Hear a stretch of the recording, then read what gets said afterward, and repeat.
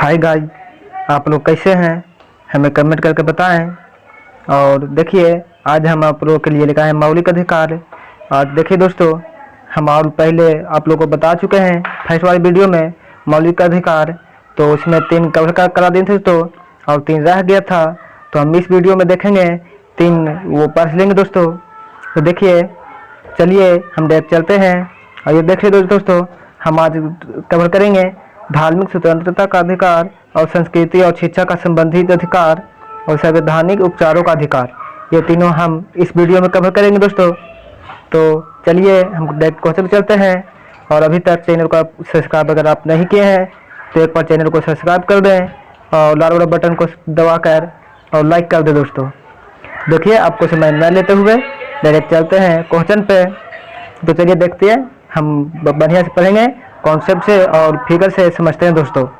देखिए, आज का हमारा ये है धार्मिक स्वतंत्रता का अधिकार। क्या है धार्मिक स्वतंत्रता का अधिकार? अनुच्छेद 25 से 28 है दोस्तों।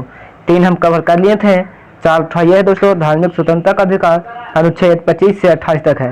और 3 तक कवर करने थे, 24 तक हम लोग कल पढ़ लिए थे अगले वाला वीडियो में। अगर आप नहीं देखें, नहीं पढ़े तो हम डिस्क्रिप्शन में उसका लिंक दे देंगे, आप एक बार जरूर देख लीजिएगा।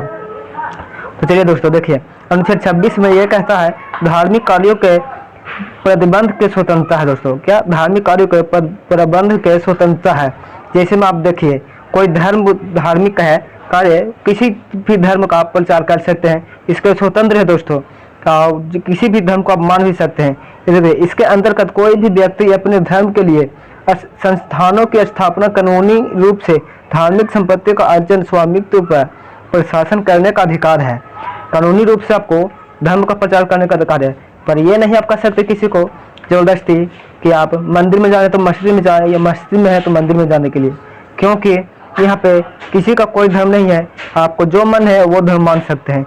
जैसे में देखिए दोस्तों, किसी ने मंदिर का ठीक करता है, तो किसी ने गिरजाघर का निर्माण करता है, तो किसी मस्जिद का निर्माण करता है दोस्तों। क्या तो मस्जिद का निर्माण करता है, वैसा ही दोस्तों आप मंदिर में जा सकते हैं या मस्जिद में किसी चीज़ का कोई भी धर्म का प्रचार कर सकते हैं, इसके लिए कहीं भी बाध्य नहीं है।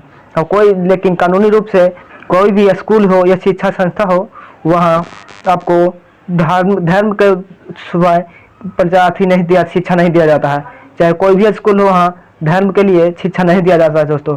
इसके लिए बाध्य है, आप किसी धर्म के लिए शिक्षा नहीं दे सकते हैं, या फिर कोई धर्म कर रहे हैं वहाँ प्रचार कर रहे हैं, तो आप किसी को जबरदस्ती ये नहीं कर सकते हैं कि आप हमारा कहना सुनिए या हमारा धर्म मानिए, ये जबरदस्ती नहीं कर सकते हैं दोस्तों। तो अनुच्छेद 26 कहता है। तो चलिए आप लोग समझ गए होंगे। तो अनुच्छेद 26 में आप किसी भी धर्म को मान सकते हैं, इसके स्वतंत्र है कानूनी रूप से। हमारा अनुच्छेद 26 कहता है कि आप किसी भी धर्म को मान सकते हैं या प्रचार कर सकते हैं, इसके लिए कोई बात नहीं कर सकते दोस्तों। तो अगला पर चलते हैं। अगला है हमारा दोस्तों 27। तो 27 हम कवर करेंगे। देखिए, अनुच्छेद 27 है धार्मिक कार्यों के लिए धन का मुक्त है दोस्तों। धन का मुक्त है, टैक्स फ्री है दोस्तों। है कि किसी आप धार्मिक कार्यों में आप दान करते हैं या कुछ करते हैं, तो उसमें जो लगता है हम लोग को GST कर, ये सब वो सब कुछ नहीं लग सकता। कहीं भी आप दान कर सकते हैं, चाहे तो अपने राज्य में करें चाहे तो दूसरे राज्य में करें, इसके लिए कोई टैक्स नहीं देना पड़ता है। तो यहाँ देखिए, राज्य किसी भी व्यक्ति को ऐसे कर देने के लिए बाध्य नहीं कर सकता जिसकी आय किसी विशेष धर्म अथवा धार्मिक संप्रदाय की उन्नति का पोषण के लिए व्यय की गई हो। आपने किसी भी धर्म के लिए, आप जैसे में कोई भी मंदिर में कहीं जाते हैं तो लिखा हुआ रहता पहले दान पेटी, तो उसमें दान करने के लिए हर कोई करता है, तो उसमें कितनों भी आप दान करें तो उसके लिए टैक्स नहीं लगता है दोस्तों। अन्यथा कहीं भी जाएं तो उसके लिए टैक्स लगता है, लेकिन धार्मिक कार्यों के लिए प्रचार करने पर कोई टैक्स नहीं लगता है। और जो भी धार्मिक कार्यों में जो इनकम होता है वो सरकारी आय में जाता है दोस्तों, सरकार के पास जाता है, अब वो सरकार अपना उन्नति के लिए लगा देता है दोस्तों। तो देखिए, ये हुआ अनुच्छेद 27 कहता है कि कोई भी धन आपने दान करते हैं उसमें टैक्स नहीं देना पड़ेगा, ये अनुच्छेद 27 में है।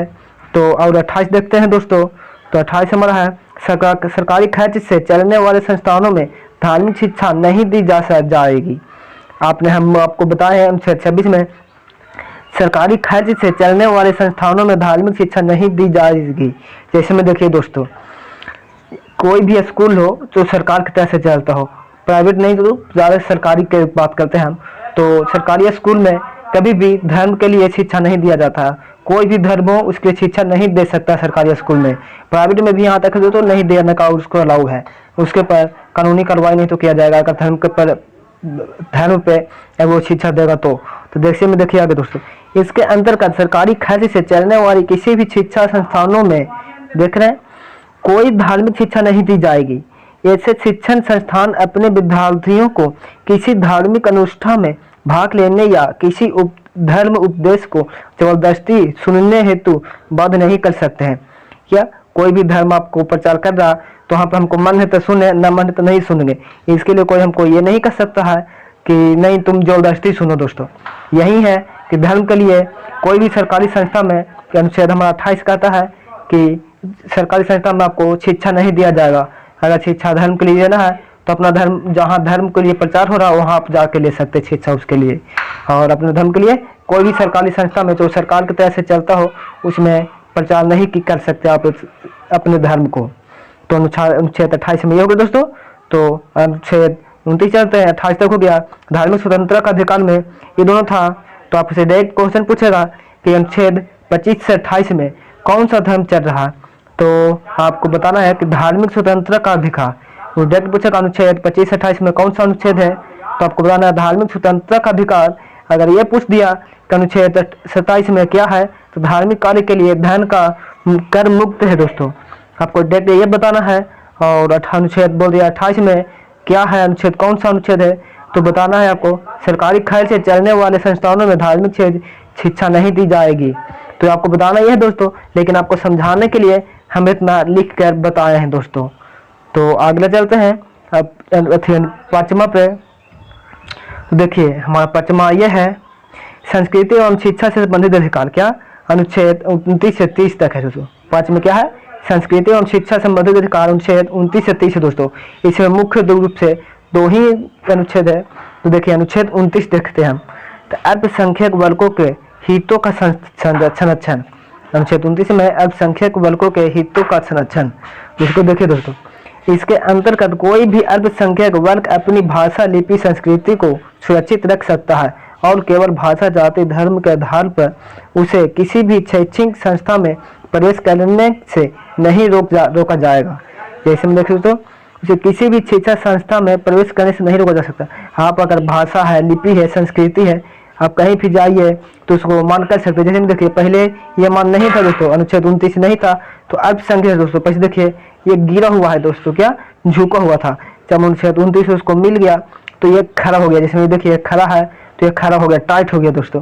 तो पहले झुका हुआ था कि अपना भाषा, लिपि, संस्कृति का रक्षा नहीं कर पा रहा था, लेकिन जैसे ही मौलिक अधिकार मिला तो मौलिक अधिकार मिलने के बाद ये पूरा खड़ा हो गया, टाइट हो गया कि हमें ये संविधान में मिल गया है। तो इसी की वजह से है दोस्तों कि अंदर का कोई भी अल्पसंख्यक वर्ग अपनी भाषा, लिपि, संस्कृति को सुरक्षित रख सकता है। अपने भाषा को, अपने संस्कृति को हम सुरक्षित रख सकते हैं, हमारा अधिकार है। ये मौलिक अधिकार में अनुच्छेद 29 कहता है दोस्तों कि अपना भाषा को, लिपि को और संस्कृति जो परंपरा को अपना सुरक्षित हम रखने का हमारा पूरा आदेश है। और केवल भाषा, जाति, धर्म के आधार पर उसे किसी भी शैक्षणिक संस्था से प्रवेश करने से नहीं रोका जा सकता। अगर हम अपने धर्म का कहीं प्रचार कर रहे हैं तो हमें कोई रोक नहीं सकता, यहाँ तक कि सरकार भी नहीं दोस्तों, क्योंकि अपना धर्म का रक्षा करने के लिए हमको अनुच्छेद 29 में दिया गया है और मौलिक अधिकार है दोस्तों। क्या हमारा मौलिक अधिकार है। अगर कोई किसी ने बात कर दिया कि तुम अपना धर्म का प्रचार नहीं करो तो हम डायरेक्ट सुप्रीम कोर्ट जाएंगे दोस्तों, वहाँ से कंप्लेन करेंगे तो वहाँ से डायरेक्ट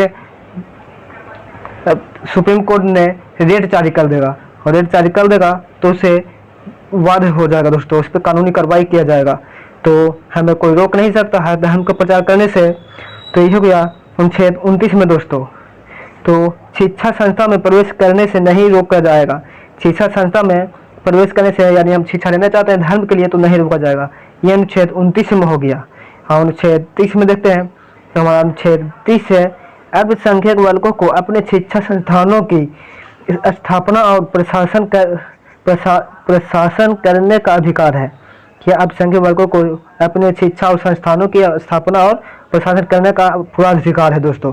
जैसे कोई हमको किसी भी धर्म का या मंदिर हो या किसी चीज़ का, अगर मुस्लिम है या हिंदू है, तो आप मस्जिद का या मंदिर का निर्माण करवा सकते हैं। कोई भी अल्पसंख्यक वर्ग अपनी पसंद का शैक्षणिक संस्था चला सकता है, यानी हम शिक्षा देने के लिए धर्म का हो या फिर और भी कोई अथी हो, प्राइवेट हो, तो उसमें हम अपना चला सकते हैं, पसंद का शिक्षण संस्था चला सकते हैं और सरकार उसे अनुदान देने में किसी भी तरह का भेदभाव नहीं करेगी।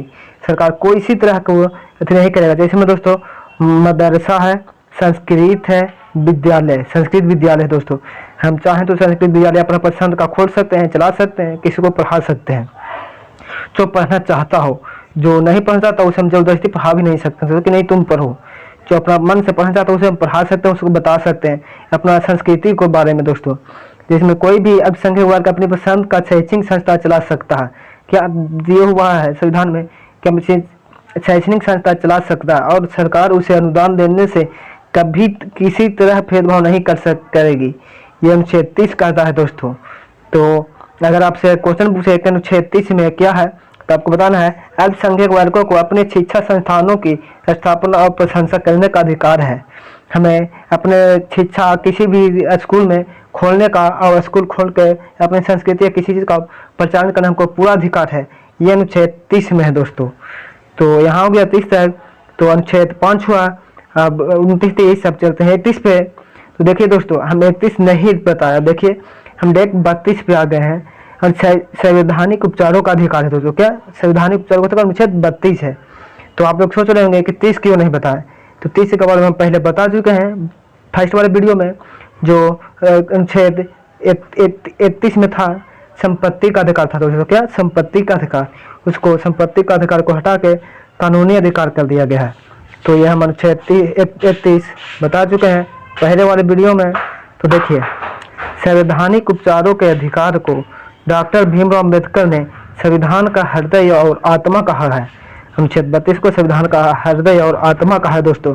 जैसे में देखिए heart and soul of Indian constitution अनुच्छेद 32 को कहते हैं दोस्तों। देखिए इसे मूल अधिकार का संरक्षण कहा जाता है, क्योंकि अगर आपके मौलिक अधिकार का हनन होता है तो आप सीधा सुप्रीम कोर्ट जा सकते हैं।